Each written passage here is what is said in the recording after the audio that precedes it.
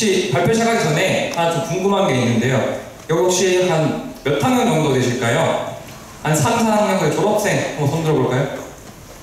거의 대부분이네요. 네, 그러면은 자산관리공사에 대해서 이 자산관리공사가 어떤 곳인지 좀 알고 계실 것 같은데, 그래도 저희 공사의 채용 제도에 대해서 설명을 좀 드리기 전에 먼저 자산관리공사가 어떤 곳인지 간략하게 한번 설명만 드리고 우리 공사 채용 제도에 대해서 설명드리도록 하겠습니다.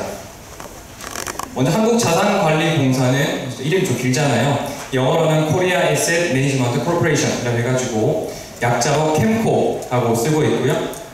제가 말하다 보면은 자산관리공사라고도 하고 캠코라고도 하고 할 건데 같은 명이니까 같이 좀 이제 들어주시면 되겠습니다. 먼저 캠코는 2019년 기준으로 정원이 1631명, 그리고 현원도 이 정도로 육박할 만큼 되게 대규모 조직이고요. 그리고 자산관리공사는 1962년에 산업은행의 자회사인 성업공사라는 명으로 이제 회사가 탄생을 했습니다. 이 당시에는 우리가 정말 많이 알고 있는 부실채권 정리 업무를 시작으로 탄생을 한 거고요. 점차 체납 조세 정리 업무, 그리고 국유재산 관리 업무, 여러 가지 또 업무를 계속해서 확장해 나가면서 성장해 왔고요. 그리고 2000년도에는 성업공사에서 한국자산관리공사로 사명을 변경하면서 오늘날까지 이어져 오고 있습니다. 캠코는 이제 가계, 기업, 공공자산의 가치를 높여가는 공적 자산관리기관이다, 전문기관이다라는 캠코의 비전을 바탕으로 다음과 같은 대표적으로 3가지 업무를 수행하고 있어요. 먼저 가계 재기 지원 업무, 그리고 기업 정상화 지원 업무, 그리고 공공가치 창출 업무, 이렇게 3가지를 진행하고 있는데요. 이 3가지가 어떤 것인지 대략적으로 감이 안 오실 수도 있어가지고 여기에 대해서 한번 더 설명을 드리도록 하겠습니다. 가계재기 지원 업무 같은 경우에는 금융 취약계층을 대상으로 채무조정이라든지 경제적 재기 지원을 통해서 궁극적으로 이런 사람들이 국민 경제에 사회적으로 양성화시켜서 국민 경제 활성화를 하는 게 목표고요. 대표적인 제도로는 채무조정, 그리고 채무조정심의위원회, 소액대출 이런 게 있지만은 쉽게 설명드리면은 대부 업체를 통해서 되게 높은 금리, 높은 이자를 내면서 그 내는 이자 내기가 힘들어서 허덕이는 분들 위해서 금리를 낮춰주고, 그리고 상환 기간을 장기적으로 늘려줌으로써 이런 분들이 좀 더 원활하게 갚아나가고 사회적으로 일업할 수 있는 그런 환경을 제공해 드리고 있습니다. 두 번째는 기업 정상화 지원 업무입니다. 기업 정상화 지원 업무는 우리가 지금 기업 구조 혁신 지원센터라는 곳을 통해서 기업에 투자를 하고자 하는 분들에게는 투자자를 매칭시켜주고, 그리고 기업에 이제 좀 자금을 원하시는 분들에게는 투자자를 매칭시켜 줌으로써 서로 윈윈할 수 있는 그런 환경을 만들어가고 있고요. 또한 우리가 세일즈 앤 리스백이라고 들어보셨는지 모르겠어요. 이런 자산 매입 후 임대 프로그램이라는 걸 통해서 우리가 이제 위기의 중소기업이라든지 해운사를 대상으로 자금을 지원해 줌으로써 유동성이 생길 수 있도록 지원해 주고 있습니다.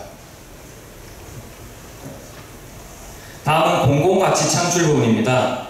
우리가 보통 국가 땅, 지자체 땅 이라고 말하는 국유지, 공유지대에서 저희가 관리하고 개발하는 업무를 수행하고 있는데요.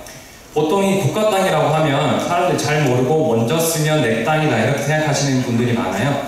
그렇기 때문에 저희가 그것을 좀 바로잡고자 그런 거를 저희가 관리자의 차원에서 어떻게 하면 이 토지를, 어떻게 하면 이 건물들을 좀 더 가치 있게 활용할 수 있을까를 고민하면서 이걸 좀 더 가치 있는 건물로 탄생시킨다거나 아니면 좀 방치되어 있는 땅들에 대해서 관리를 통해서 더 국가 땅, 국가 자산들을 좀 더 가치 있게 만들어가는 역할을 수행하고 있습니다. 또한 체납 압류 재산 공매를 통해서 저희는 국가 재정 수입 증대에 기여를 하고 있는데요. 이 체납 압류 재산 공매라는 것은 먼저 국세와 같은 그런 세금을 체납한 사람들의 재산에 대해서 국세청에서 먼저 압류를 하게 되면 이것을 국세청에서 저희 쪽으로 이 압류 재산을 팔아달라고 의뢰를 하게 됩니다. 그게 바로 공매라고 하는 거고요. 공매를 해서 재산을 팔게 되면은 그 판 금액을 가지고 미뤘던 어떤 세금이라든지 그런 거를 채울 수 있겠죠. 그런 걸 통해서 우리가 국가 재정 수입 증대를 할 수 있다고 보면 되고요. 근데 이런 공매라는 것들은 중앙에 보시면은 온비드라는 저희 인터넷 사이트를 통해서 모든 절차가 이루어지게 됩니다. 이 온비드라는 것은 아까 말씀드린 공매 업무뿐만 아니라 국가 재산을 관리하고 있다고 했잖아요, 저희가요. 그 때문에 이 국가 자산을 뭐 이제 일반인들에게 경쟁 입찰을 통해서 임대를 하거나 매각을 하거나 이런 부분들도 다 이 온비드를 통해서 이루어지고 있습니다. 또한 이 온비드라는 것은 저희 캠코만 이용하는 것이 아니라 다른 공공기관이라든지 다른 기업들이 자신들의 물건을 팔고자 할 때도 이 온비드를 통해서 이제 뭐 그런 매매가 이루어지고 있을 만큼, 그리고 법으로도 전자자산 처분 시스템이라는 것으로 정해져 있을 만큼 이 온비드는 국민적으로 국가적으로 대단히 유명한 사이트, 유명한 프로그램이다 이렇게 좀 생각해 주시면 될 것 같습니다. 네. 대략적으로 캠코가 어떤 사업을 하는지에 대해서 살펴봤고, 이제는 여러분들이 좀 기다렸을 만한 이제 캠코의 채용 제도, 채용 설명회를 진행해 보도록 하겠습니다. 먼저 캠코에 이제 입사 지원을 한다라고 했을 때, 그럼 도대체 이 캠코라는 기업은 어떤 사람을 뽑고자 하는가에 대한 여러분들의 고민이 있을 텐데요. 그래서 가장 여러분들이 먼저 접하게 되는 것이 캠코의 인재상일 것 같습니다. 저희가 지금 보여주는 것처럼 인재상이 4가지로 구분되어 있어요. 뭐 통찰력, 고객가치, 사명감, 또 뭐 변화와 혁신을 선도하는 인재라고 해서 결론적으로는 미래 가치를 창출할 수 있는 캠코인을 뽑고자 하는 것인데, 이 4가지를 여러분들이 다 외우기는 힘든 거잖아요. 그렇기 때문에 저희가 좀 한마디로 설명드리면은, 대내적으로는 우리 조직 속에서 같이 근무를 할 수 있는 사람을 뽑고자 하는 것이고, 정말 앞으로도 캠코가 더 발전할 수 있도록 그렇게 항상 고민해 나가는 사람, 그리고 대외적으로는 우리 공사를 찾아주시는 또는 고객들에게 친절하게 대해줄 수 있는 사람, 그런 사람들을 저희가 뽑고자 한다라고 이렇게 좀 어렴풋이나마 생각을 해주시면은 앞으로 이제 입사 지원하실 때 도움이 많이 되실 것 같습니다. 저희는 채용을 진행할 때 채용형 청년 인턴이라는 제도를 통해서 여러분들 신입 직원들을 모집하고 있습니다. 이 채용형 청년 인턴이라는 제도는 채용형 청년 인턴으로 들어오시게 되면은 약 1개월 정도 각 부점에서 근무를 하시면서 캠코가 어떤 곳인지, 어떤 사업을 하는지, 뭐 어떤 조직 문화가 있는지를 좀 알아보는 시간을 가질 거고요. 최종적으로 한 달 근무를 하고 나면은 정규직 전환 심사를 통해서 약 90% 이상 정규직으로 전환해서 계속해서 근무를 하실 수 있게 됩니다. 저희는 뭐 블라인드 채용, 그리고 NCS 기반의 능력 중심 채용을 진행하고 있는데요. 이러한 채용 자체는 여러분들과 같이 입사 지원자의 입장에서는 불필요한 스펙을 뭐 굳이 취득하지 않아도 된다는 그런 장점이 있을 거고요. 저희와 같은 공공기관에서는 꼭 그 업무를 할 수 있는 그 업무에 필요한 사람을 뽑고자 한다는 점, 사회 전반적으로는 스펙을 초월해서 능력 중심 사회를 구현한다는 그런 특징을 말씀드리고 싶습니다. 그래서 크게 저희 채용 제도는 처음에는 서류 전형, 그 다음 필기 전형, 다음에는 1차 면접, 2차 면접 순으로 이루어지고 있어요. 먼저 이 서류 전형을 보시게 되면은 밑에 보이실지 모르겠는데 작은 글씨로 서류 전형 폐지라고 되어 있어요.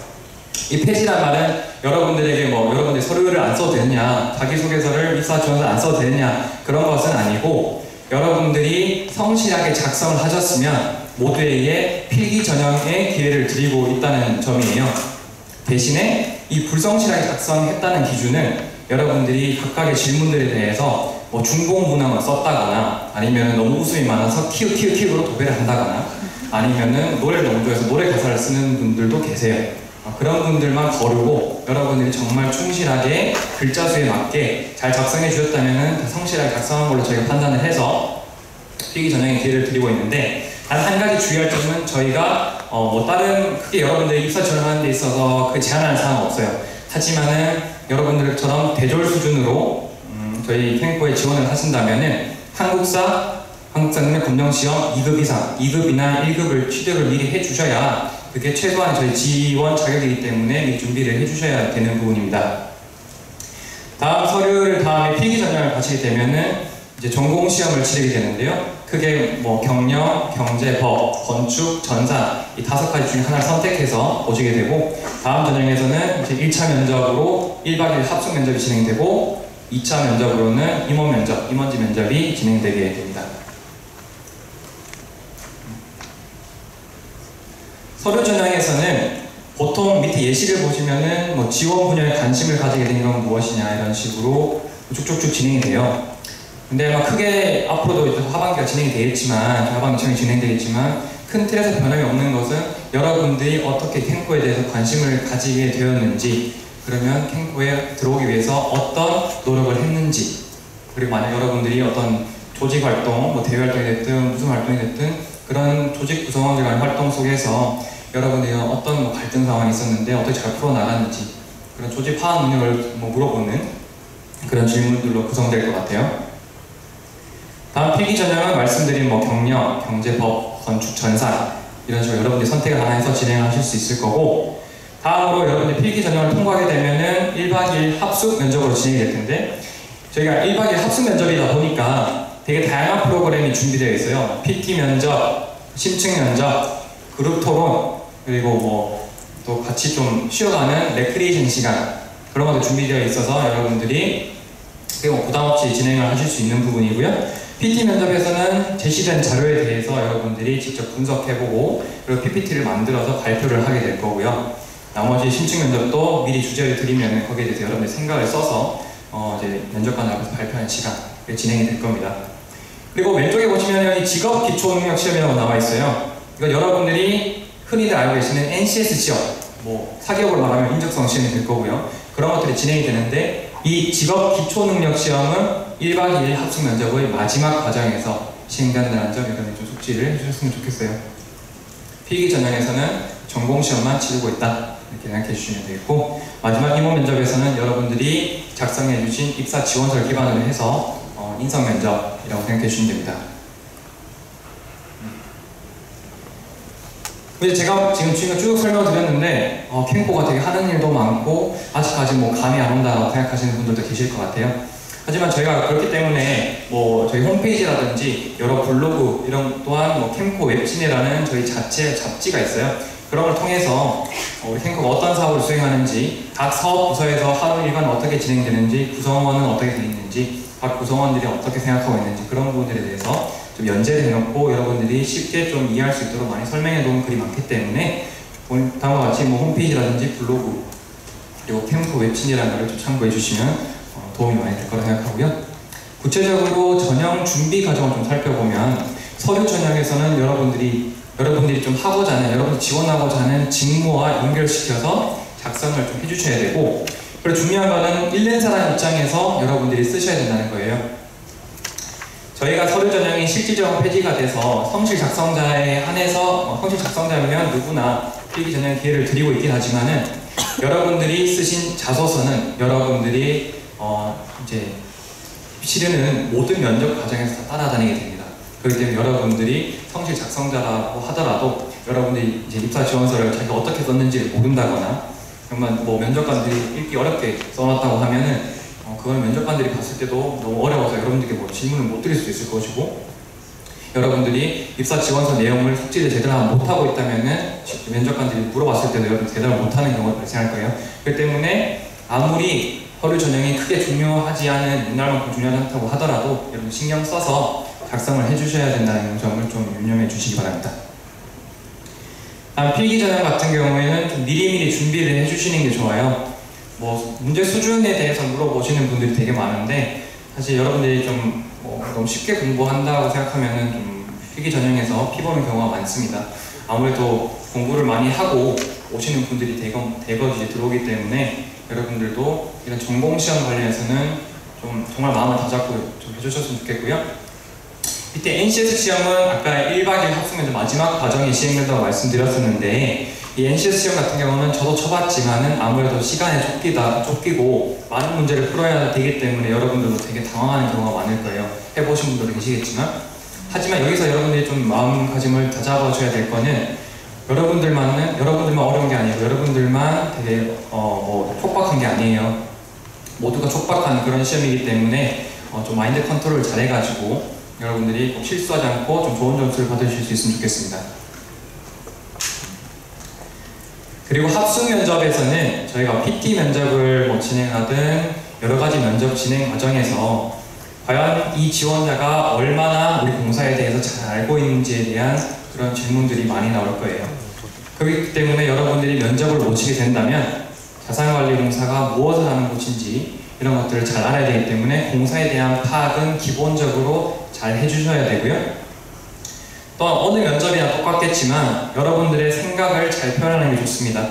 여러분들이 아무리 많이 알고 있어도 그것을 내가 입으로 표현할 수 없다면 전혀 도움이 되지가 않아요. 그렇기 때문에 발표 연습, 이거는 1박 2일 학종 면접뿐만 아니라 임원지 면접, 최종 면접에서도 꼭 중요한 부분이기 때문에 잘 준비해 주시면 좋겠고, 임원지 면접 같은 경우에는 여러분이 작성해 주신 입사 지원서를 바탕으로 진행되니까 꼭 그 부분은 여러분이 잘 숙지를 해주셨으면 좋겠습니다.